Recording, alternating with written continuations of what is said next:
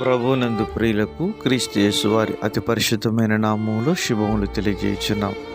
ఈ దినము హెబ్రోన్ క్యాలెండర్ వాగ్దానము, నీ సంతానమును భూమి మీద నుండి రేణువుల వలె విస్తరింపచేసేదను.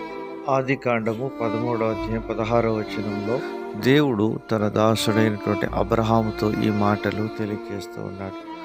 ప్రియమైనటువంటి దేవుని ప్రజలారా, 12వ అధ్యాయం ఆది కాండంలో దేవుడు అబ్రహామును పిలిచిన విధానాన్ని చూసినప్పుడు, అబ్రహాము తన యొక్క బంధువుల యొద్ద నుండి, తన యొక్క దేశం నుండి, తన యొక్క ఇంటి వారి యొద్ద నుండి బయలుదేరి దేవుడు చూపించే పట్టణంలోనికి విశ్వాసం ద్వారా బయలుదేరి వెళ్తుంటున్నాడు. దేవునికి ఎప్పుడైతే విధేయత చూపుతూ వచ్చినాడో, దేవుడు అబ్రహామును జ్ఞాపకం చేసుకుంటూ వచ్చినాడు.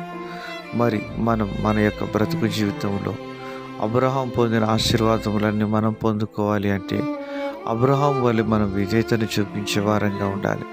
అబ్రహాము తన జీవితంలో దేవునికి లోబడి, ఆయనకు విధేయత చూపి, ఆయనకు భయపడి, ఆయనను ప్రేమించి, ఆయనను హత్తుకొని అలాగున నడుచుకుంటూ వచ్చినాడు కనుక అబ్రహాము దీవించబడుతూ వచ్చినాడు.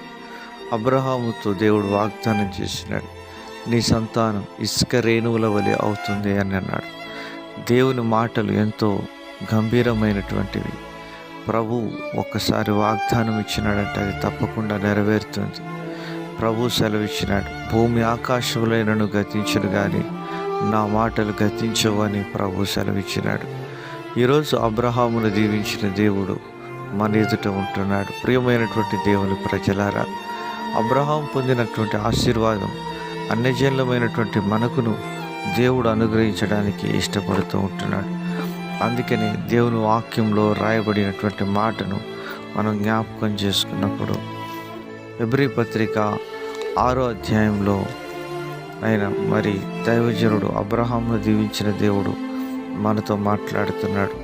13-14 వచనాల్లో అంటున్నాడు, దేవుడు అబ్రహామునకు వాగ్దానం చేసినప్పుడు తనకంటే ఏ గొప్పవాని తోడు అని ప్రమాణం చేయలేకపోయాను కనుక తన తోడు అని ప్రమాణం చేసి, నిశ్చయముగా నేను నిన్ను ఆశీర్వదింతును, నిశ్చయముగా నేను విస్తరింపచేతును అని చెప్పాను అని రాయబడతా వచ్చి. ప్రియమైనటువంటి దేవుని ప్రజలారా, నిశ్చయముగా నేను నిన్ను ఆశీర్వదింతును, నిశ్చయముగా నేను నిన్ను విస్తరింపచేయుదును.